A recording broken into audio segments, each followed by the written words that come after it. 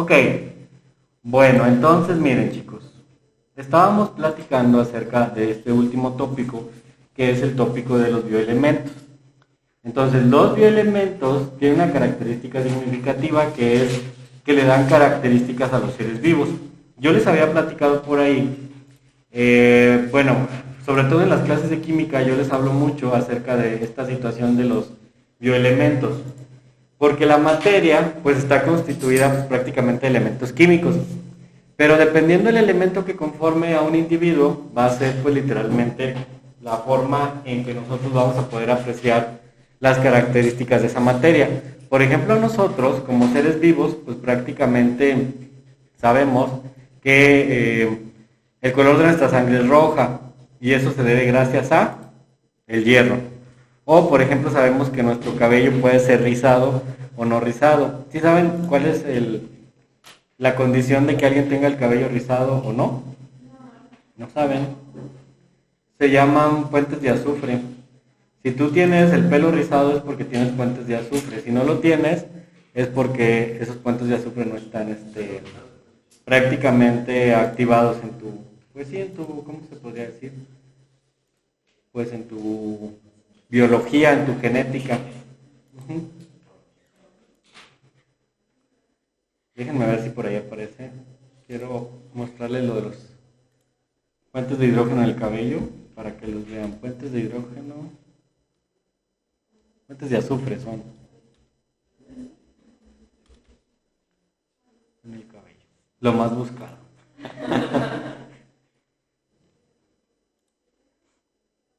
Miren, esto es lo que hace el curly. Los puentes de azufre, ¿sí? Es lo que hace que tu cabello sea curly. Entonces, cuando tú te planchas el cabello con queratina brasileña, lo que haces es que aplicas calor y haces que estos puentes, pues literalmente se alineen. Pero si llega la molécula del agua, ¿qué creen? Se hidratan y se vuelve a hacer. Ajá, por eso es que, pues, ajá, eso explica muchas cosas. Por eso es que cuando va a llover, las mujeres generalmente se alacian el pelo y los hombres también. Yo tenía un amigo que le gustaba mucho alaciarse el pelo y una vez íbamos a ir a un evento al aire libre. Entonces tardó como 4 horas y yo estaba bien desesperado. Y en cuanto salimos empezó a caer neblina y se esponjó.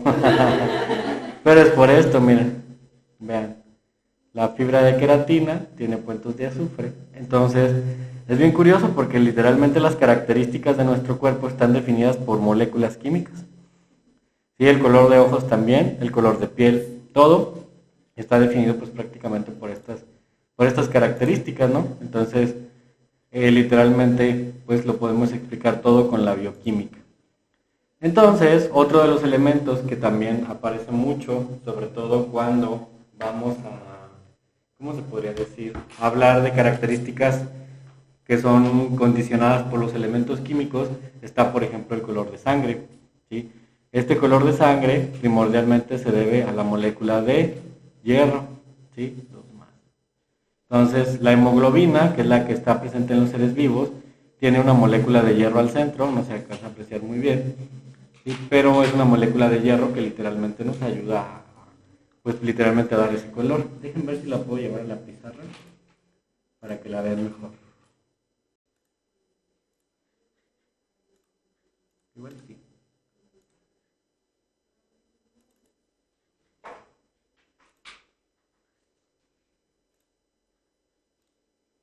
Ahí va. No, no está. Dame permiso de copiar.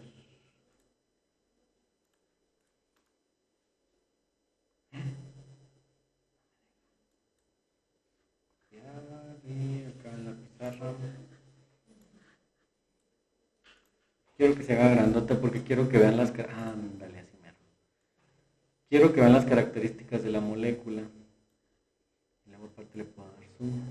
Fíjense, por ejemplo, bioquímicamente, decía la sangre es roja. Humanos y la mayoría de los vertebrados tenemos este tipo de sangre, los mamíferos. Y este tipo de sangre se debe gracias a pues, la acción literalmente del hierro. ¿Sí? ¿Se acuerdan que el hierro, cuando se combina con oxígeno, produce óxido de hierro? ¿Sí? Entonces ese óxido de hierro seguramente ustedes recordarán que es color ladrillo, dicen los químicos como yo. ¿Sí? Color ladrillo. Y esto está definido precisamente por estas características bioquímicas que son las, literalmente, pues las moléculas que están ahí presentes. Déjenla hago más grande, más grande, más grande. Ya no quiere. Ahí está, ¿no? Este es el elemento hierro. Miren, ahí está. Vean la molécula. Está ahí el hierro. ¿Sí? En el caso de las arañas, de los crustáceos, algunos moluscos, los animales que tienen, los pulpos, octopusos, los calamares, vean lo que tienen en su sangre. Tienen cobre, sobre todo una molécula que se llama hemocianinas, ¿sí?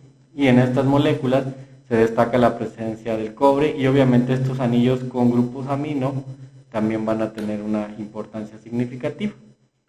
Eso es lo que le da el color azul. Vean ahora, por ejemplo, el color de la sangre de algunos gusanos segmentados y algunos también gusanos marinos. ¿Alguien sabe qué es esto? Liches. ¿Qué será? Sangogle. ¿Cómo dijo que se llamaba? Sanguijuelas. ¿Mande? El otro compuesto aparte del cobre que tenía la... Grupos amino. No parece, pero... un compuesto. ¿Acá? No, el azul. Dije cobre.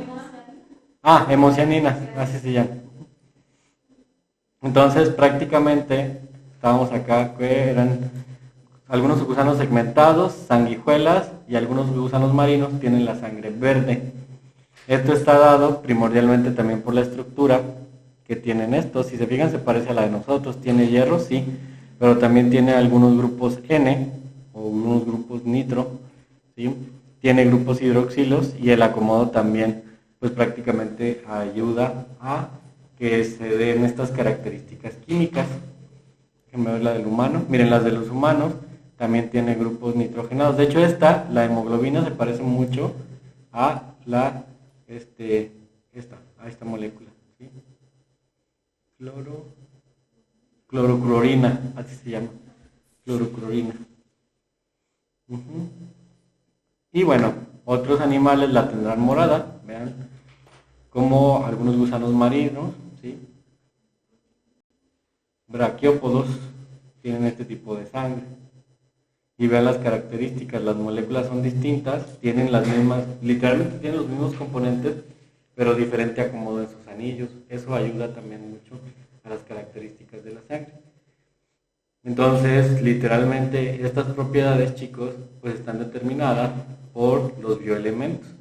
La química de los diferentes colores de sangre están determinados por estas cuestiones. Por eso es que, literalmente, dime qué elementos químicos tienes y te diré quién eres. ¿A cuál?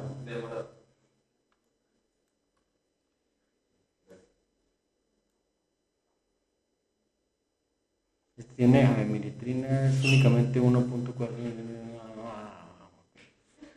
Es que estoy leyendo que esta es menos eficiente en transportar oxígeno. Pero obviamente pues es normal porque son gusanos seguramente marinos. Pues sí, ahí bien. Braquiópodos requieren menos cantidad de oxígeno. Dice que por esta situación el estado de desoxigenación hace que la sangre sea ligeramente más morada. Moraleja, vayan a Open English. No, es que mucha de la información mejor redactada y con mayor impacto viene en inglés. Sí, a veces cuando busco cosas, mejor las pongo en inglés.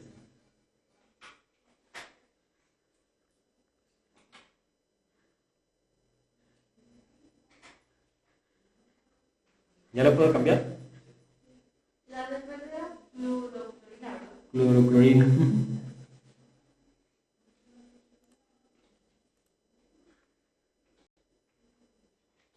Ok, entonces vamos a entrar a la descripción de las moléculas que permiten la vida.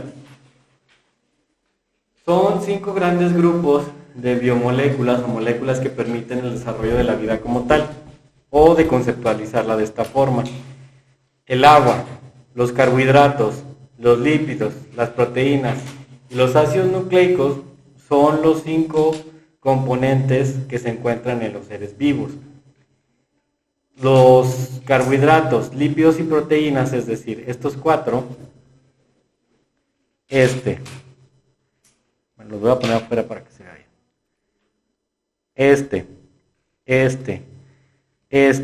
Y son moléculas orgánicas. ¿Por qué? Porque están hechas de carbono, hidrógeno y oxígeno, primordialmente el carbono. Y esta, que es el agua, se dice que es una molécula inorgánica. ¿Sí? Junto con las sales, que son el potasio, el magnesio, etc. Entonces, estas biomoléculas son las que vamos a encontrar dentro de los seres vivos y se dice que son primordiales para el funcionamiento de nosotros. Si un ser vivo tiene alguna deficiencia en alguno de estos, ocasionará la presencia de alguna enfermedad. Entonces, por lo tanto, son constituyentes primordiales de los seres vivos, estas 5. Vamos a iniciar con la primera, que es la molécula del agua. La molécula del agua es sumamente importante porque literalmente es pues el medio primordial para que exista la vida. Sus características químicas nos van a permitir entender este proceso. Todos los seres vivos somos casi 70 a 80% de agua, ¿sí?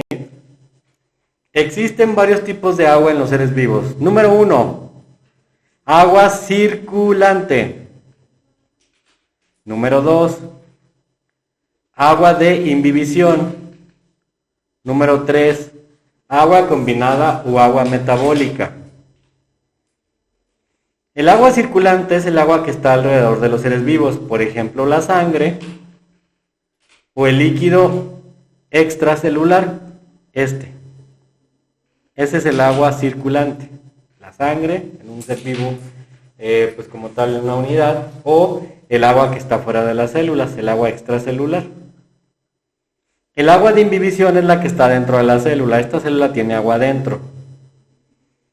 Y el agua metabólica o combinada es el agua que sale de la célula como forma de desecho, como metabolito. ¿Sí? Esos son los 3 tipos de agua que vamos a encontrar presentes en los seres vivos.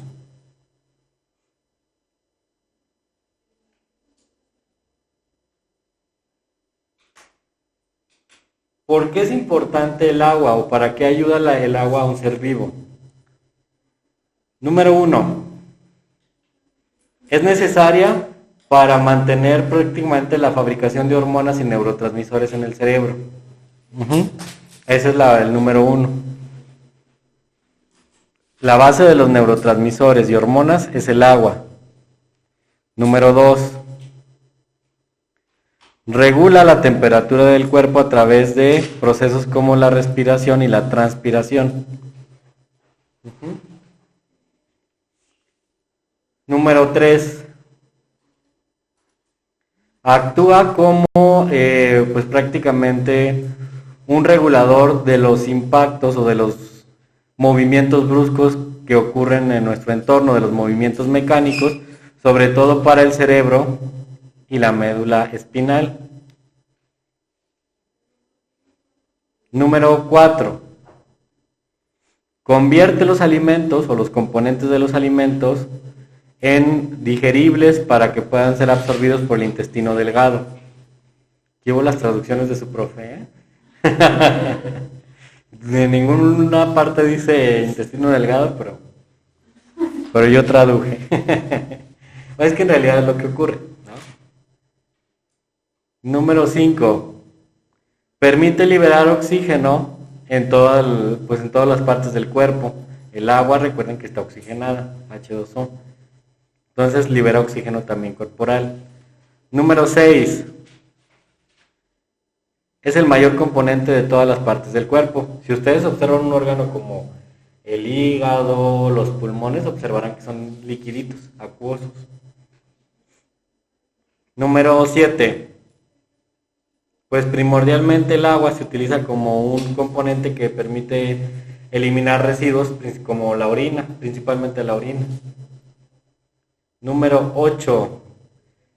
Permite a las células del cuerpo crecer. Literalmente es como un medio de cultivo para que las células se reproduzcan y sobrevivan. Número 9. Formación de membranas mucosas o del moco como tal. Y número 10. Formación de saliva que permite la digestión de los alimentos. La masticación empieza el primer proceso de molienda de los alimentos y es la primera forma de empezar a hacer líquidos los alimentos para que sean absorbidos. Por eso es que el agua se considera como el elemento primordial formadora de los seres vivos.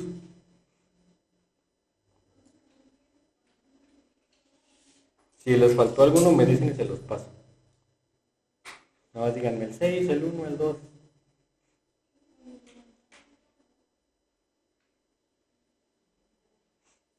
Ahí está la maestra de química, y nosotros hablando. ¿Listo?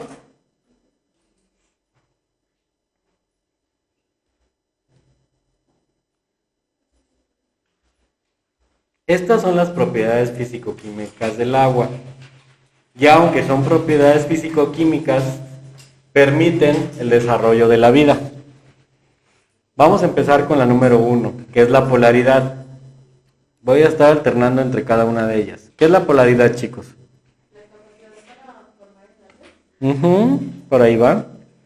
Vamos a iniciar con la historia de el agua.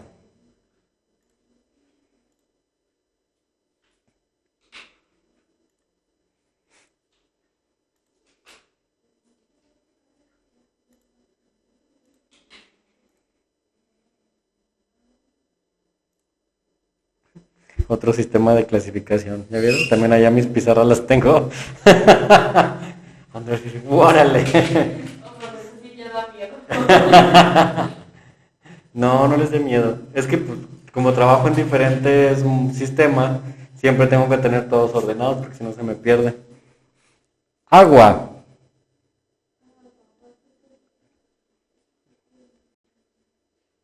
Vamos a hacer una canción del agua feminista para yo volverme viral. ¿Sí vieron la de arroz con leche? Sí, mi madre. Pues por eso les digo que ahora vamos a hacer la del agua. Sumisa, ¿no? Sí. Esos son buenos profes. Mi reconocimiento para el profe, ¿qué es? Daniel, creo, se llama. Ahí está. Esta es la molécula del agua. Esta es una de sus representaciones. Otra representación podría ser así. Y vamos a ponerle los hidrógenos verdes. Aquí. Y le vamos a quitar estos enlaces. Porque lo vamos a hacer con electrones. ¿Cuántos son los electrones de la capa de valencia del oxígeno? ¿Mande? Y si no me contesta, le hablo a la maestra de química ahorita mismo. ¿Cuántos electrones tiene el oxígeno en su última capa? 6, bien. Entonces vamos a... ¿Nos prestas uno? Sí, tú también acá. Entonces son 4, 5, 6. Ahí está. ¿Y el hidrógeno? 1. 1, 1. ¿Qué está ocurriendo aquí? La atracción o la afinidad electrónica del oxígeno es alta. Entonces, le está quitando sus hidrógenos, su electrón a estos hidrógenos. ¿Sí? Le dice, ¿sabes qué? Yo tengo más poder adquisitivo. Tú ni lo ocupas. Mejor dámelo. Y entonces lo jala. ¿Qué pasa si se pierde un electrón? ¿Y qué carga se forma? ¿Seguros? Si se pierde un electrón, ¿qué carga tiene un electrón? Si se pierde lo negativo, ¿cómo te vuelves? Positivo, exactamente. Entonces vamos a decir que se vuelve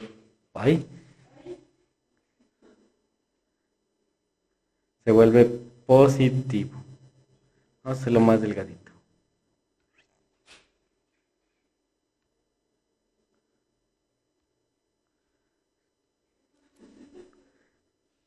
Uy, no, pues cambió mucho.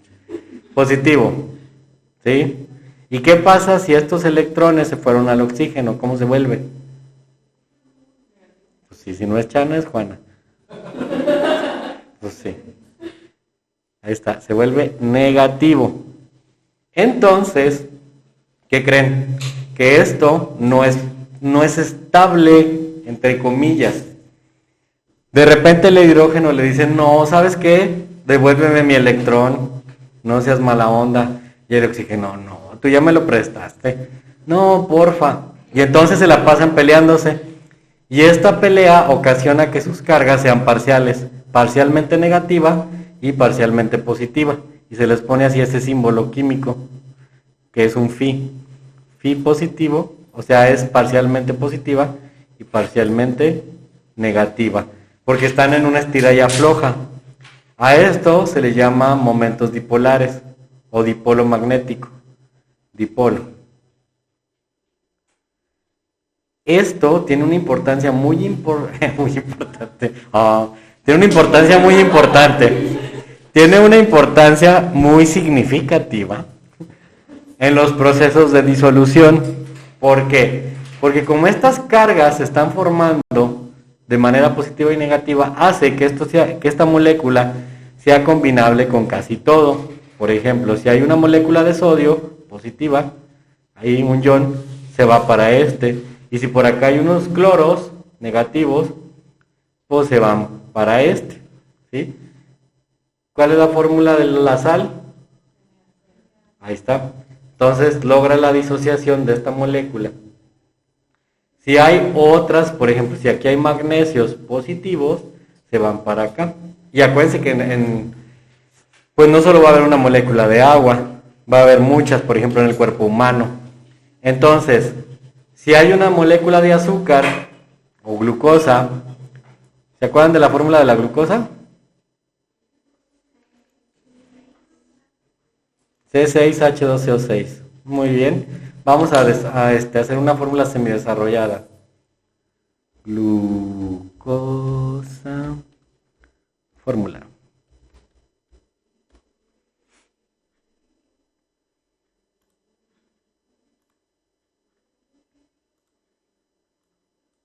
Así la maestra ya me anda tumbando mi chamba que él. Esta es una fórmula de glucosa. Todos los grupos hidroxilos son negativos. Entonces son ampliamente combinables con las cargas positivas del agua. Por eso es que la glucosa o las azúcares se disuelven fácilmente en el agua porque son grupos polihidroxi. ¿Sí? ¿Y esto qué beneficios tiene? Si aquí está una célula y esa es la membrana y afuera hay mucha agua, todo esto va a estar disuelto y va a poder entrar a la célula. Esta propiedad química hace que el agua permita ser el vehículo perfecto para los nutrientes químicos.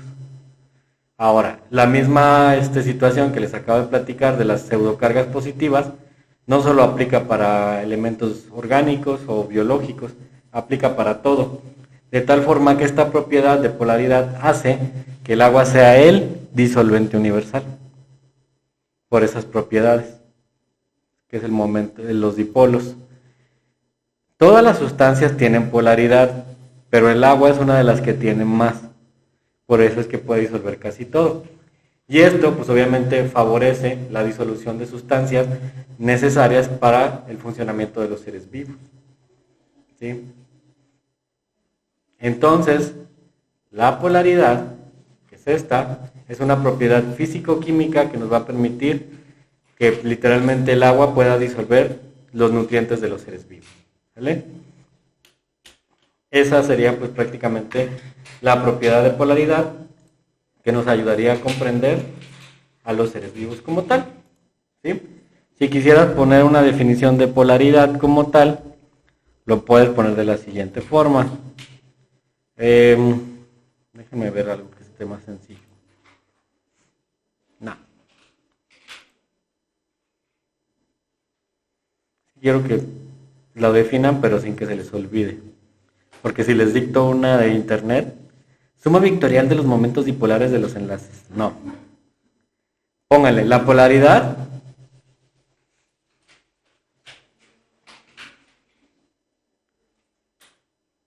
del agua es la capacidad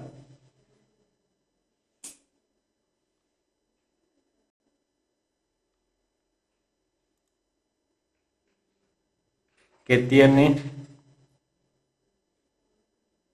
la molécula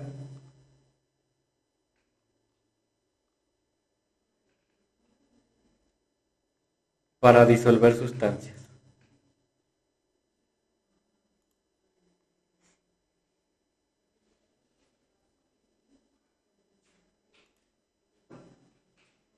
Gracias a su distribución electrónica.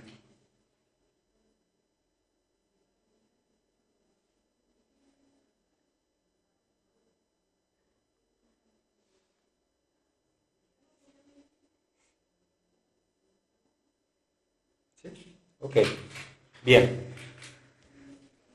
Bueno, esta polaridad y esta situación de formar cargas positivas y negativas, gracias a la distribución de su configuración electrónica, nos permite generar también unas cosas que se llaman formación de puentes de hidrógeno. Aquí se involucran también una situación que se conoce como fuerzas de Van der Waals. ¿Conocen qué son las fuerzas de Van der Waals? Maestra de química, no saben. Las fuerzas de Van der Waals son un fenómeno donde pues literalmente la acción de los dipolos inducidos causa atracciones. Y dígame qué quiere decir con eso, profe. Ahí les va.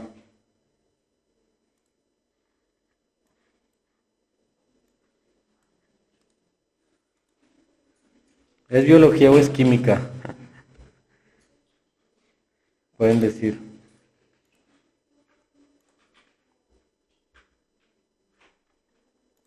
¿Se acuerdan que les dije que la molécula de agua formaba pseudocargas y hasta puse este símbolo? Imagínate que esta es una molécula de agua. Tiene una carga positiva y una carga negativa. Una carga positiva y una carga negativa. Pues resulta que las cargas negativas de la misma molécula se atraen con las cargas positivas de la otra. Ejemplo. Aquí tengo una molécula de agua que tiene ahí sus cargas positivas y acá sus cargas positivas. La hago más grandota. O negativa, H positivas. ¿Qué pasa si acá hay otra molécula de agua? Pues resulta que se empiezan a ordenar de tal forma que el oxígeno quede aquí y los hidrógenos queden acá abajo. Y empieza a haber una atracción temporal. A eso se le llama fuerzas de Van der Waals, atracciones electrostáticas. Y si hay muchas moléculas de agua, por ejemplo, acá va a haber otro hidrógeno positivo, y acá está el oxígeno negativo, y acá está el hidrógeno positivo. Y luego si acá hay otro oxígeno, este oxígeno se atrae y acá otra vez, ¿no? ¿Se fijan que estoy formando una red? A esta red se le llama fuente de hidrógeno, porque es la interacción entre el hidrógeno y el oxígeno, ocasionado por las fuerzas electrostáticas de Van der Waals, dipolos inducidos por fluctuaciones de carga. ¿Se acuerdan que les dije que el hidrógeno decía, no, regrésame mi electrón, y el cloro, no? Eso es una fluctuación de carga.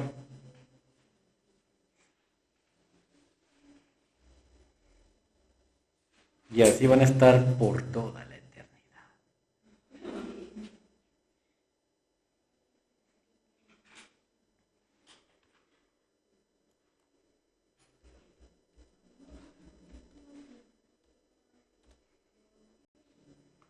Puentes de hidrógeno. ¿No les pongo una imagen de los puentes de hidrógeno?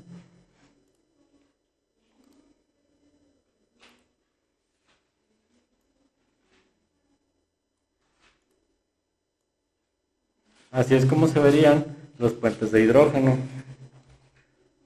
Ah, no, así no. Por eso decía, no, así no. Déjame si puedo copiar la imagen de otra forma. Ahí está.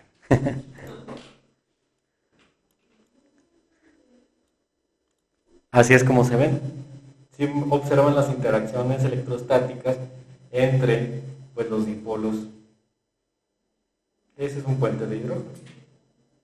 Y aparte de estos puentes de hidrógeno, las cargas pueden seguir atrapando elementos como sodios, como cloros, como glucosas, que tienen muchos grupos funcionales a hidroxilo. Y eso hace que el agua sea pues literalmente el solvente perfecto, el disolvente universal. Por eso muchos científicos dicen, no, la vida solamente se puede dar en presencia de agua, porque las características electroquímicas del agua o fisicoquímicas son las que pues argumentan de manera científica que es la única forma de sustentar la vida. ¿Sí? Bien, entonces estamos viendo acá la otra, déjenme ver dónde está. Aquí está. Formación de puentes de hidrógeno. Para la siguiente clase, chicos, les voy a encargar que investiguen de la 3 a la 8 de manera personal y terminaríamos la explicación de esta parte del agua, ¿sale? Pero va a ser hasta la siguiente clase. Por el momento hemos terminado.